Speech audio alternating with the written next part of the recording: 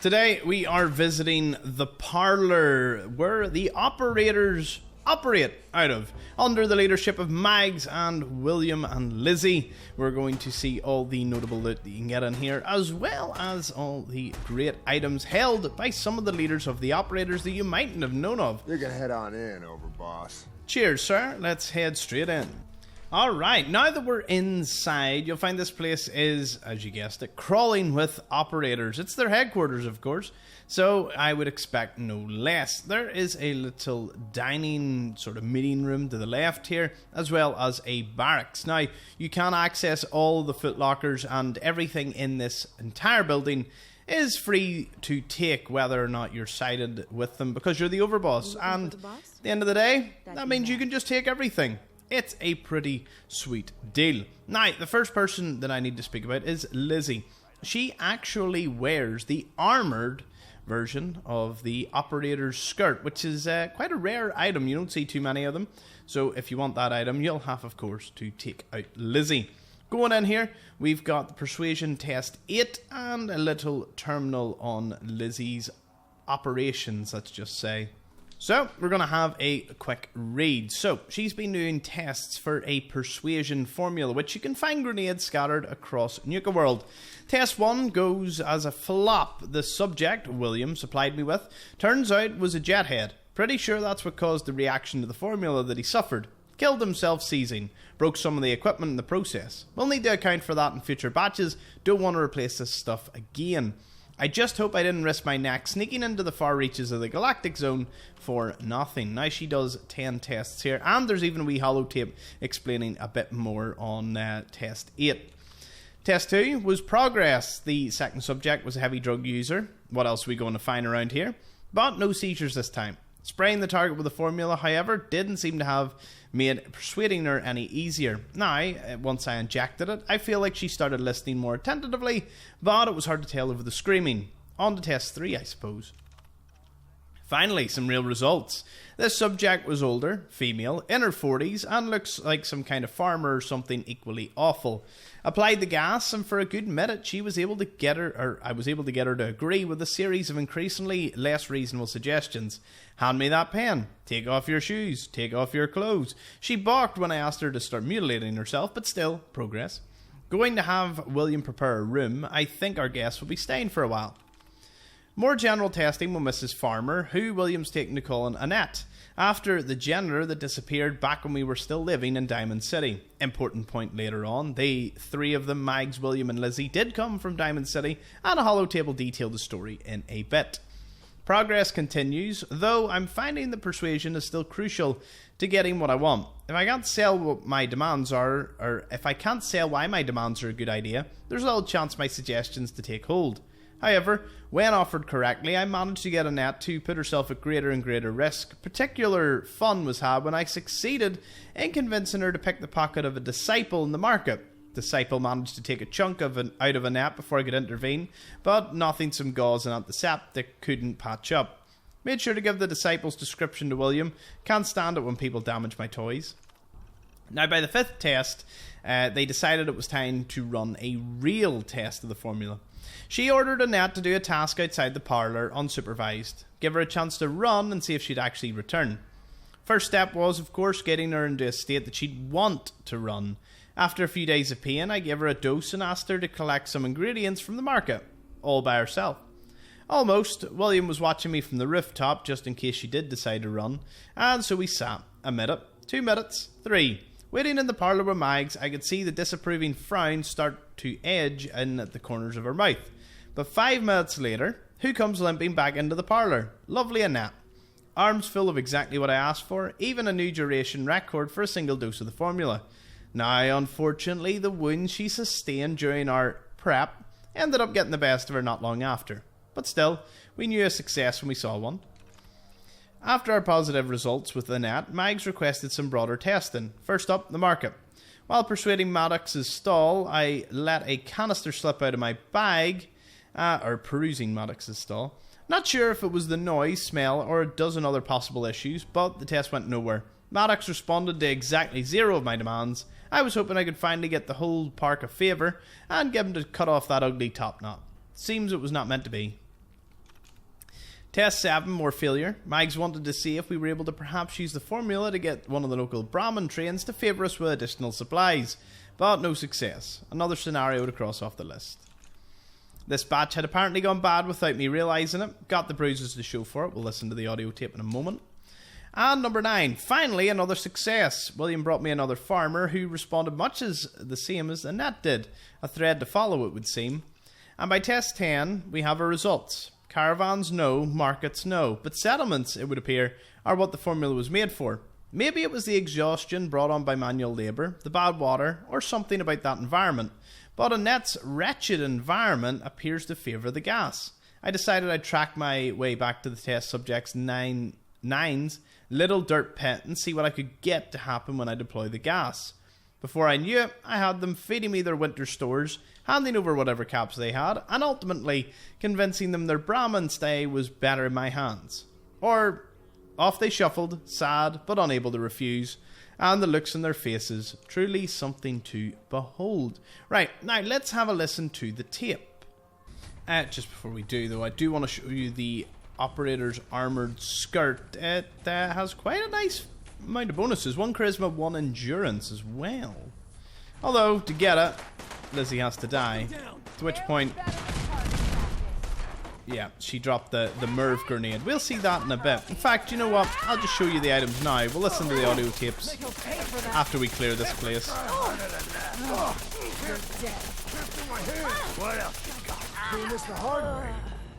Parlor dressing room and a Merv grenade.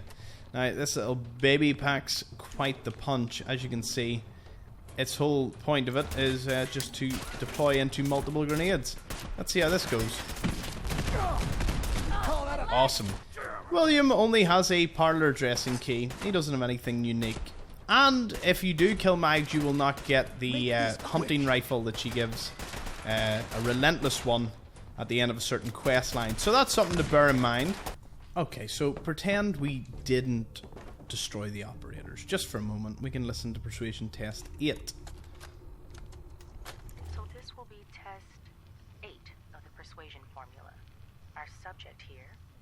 What'd you say your name was again? Fuck you, Lizzie. When my crew finds out about this, they're gonna wear your You're going skin. to want to talk to Mags. Okay, we're just gonna call you 8. 8, would you please stop talking? Ooh, we Go to Nuka-Quartz. hell. And a little terminal. As you can see, 8 is currently not receptive to my suggestions. Have we listen? Now, deploying the formula.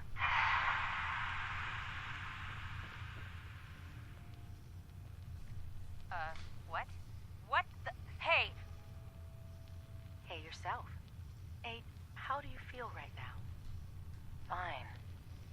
Good, I guess. Excellent. Now, 8, I'm going to untie your arm. Okay.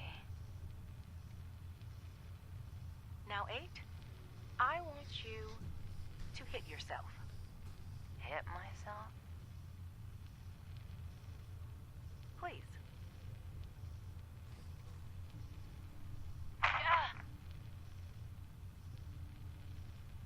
Again, please.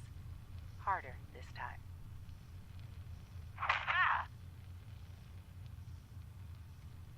That's perfect. Thank you, 8. You can stop now. Thank you. You're welcome. 8, I'm going to untie you. Now, if you wouldn't mind... 8! What are you... Are you an idiot? Did you really think that shit would work? I'm gonna eat your... Thank you, William. I'm going to need a minute before you bring in number 9. So, as you can see there, the disciple tricked Lizzie. So, that's what number 8 was all about. So, this is the Parlor staff terminal.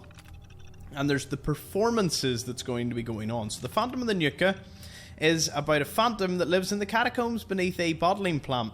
Longs to find a drink that can satisfy his 300-year-old thirst.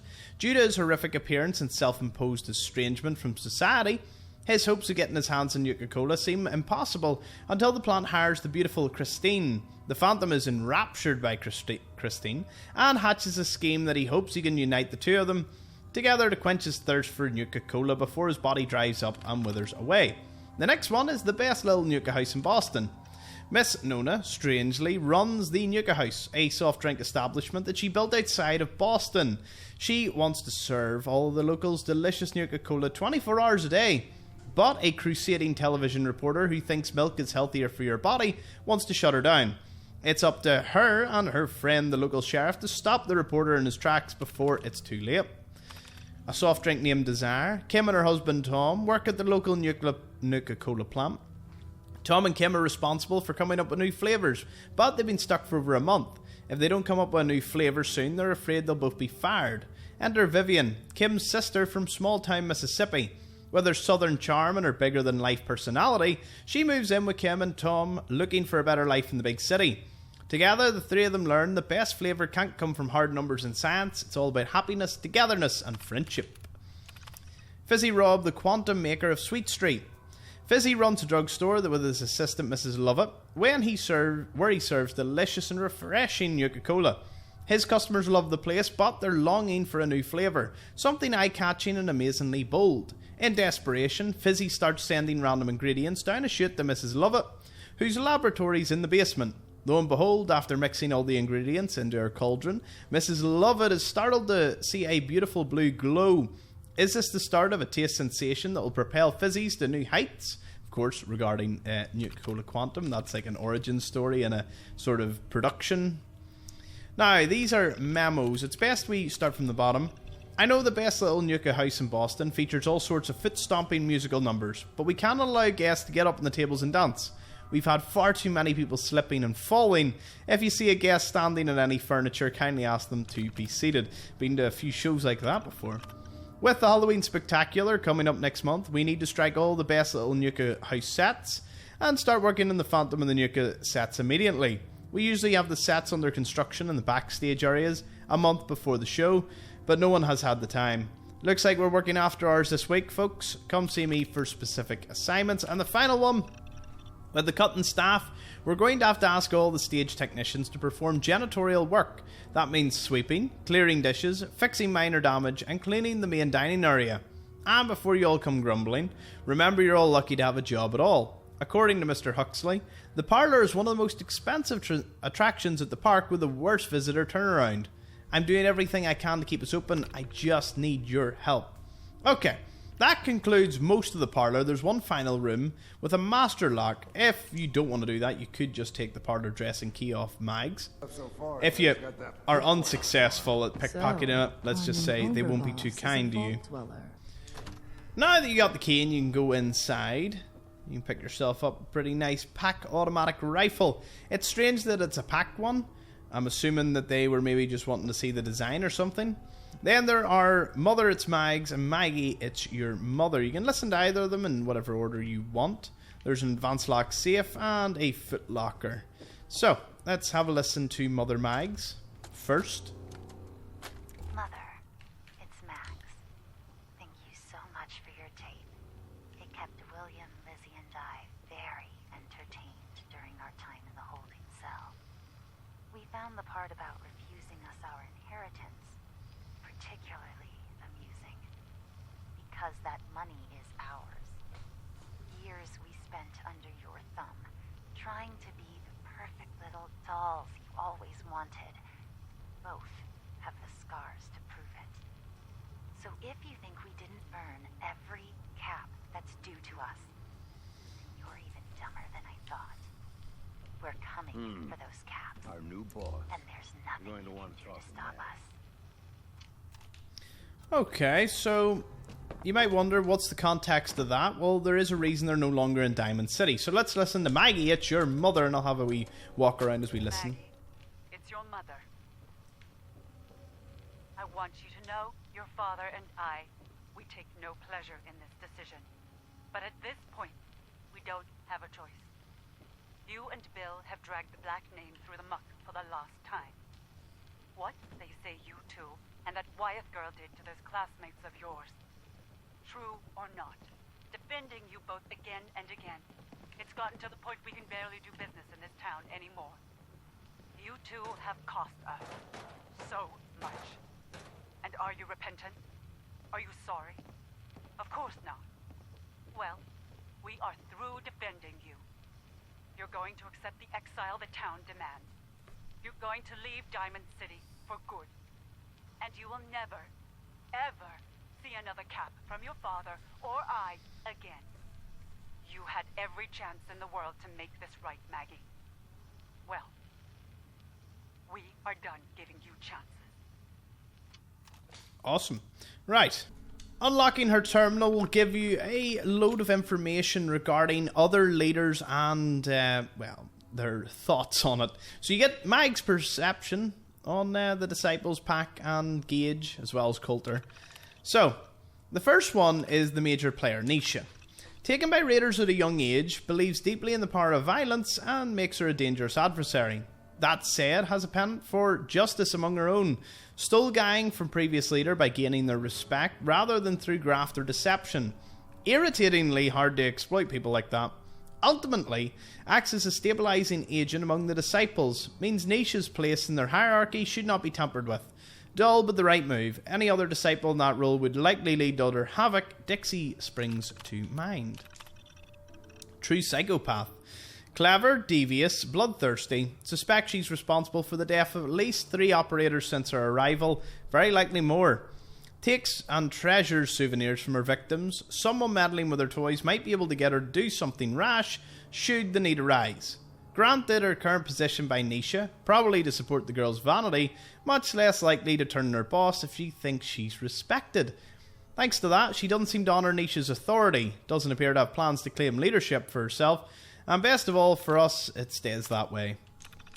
Savoy is Nisha's enforcer, fiercely loyal, likely the only reason the man's been given a place of prominence among their little coven. Had one of our girls attempt to seduce him, see if we might be able to sway him as a contact, but to no avail. Had one of the boys try too, similar results.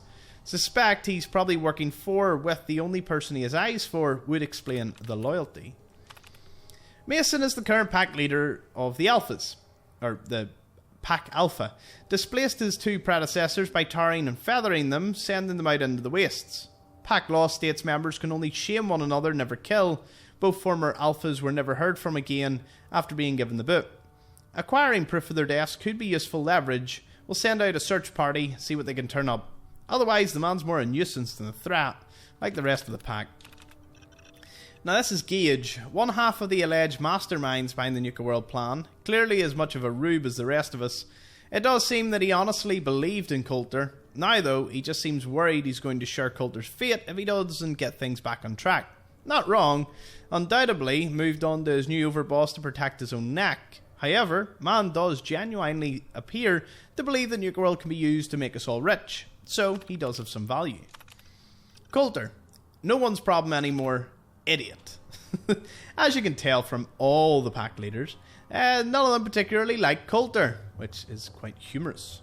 So, whilst this place is covered in lore, goodies, Nuka-World background, references to Diamond City and whatnot, and Mags and William and Lizzie, as well as a bit of an origin on the Persuasion grenades. Now, you might be wondering, where on earth is this place?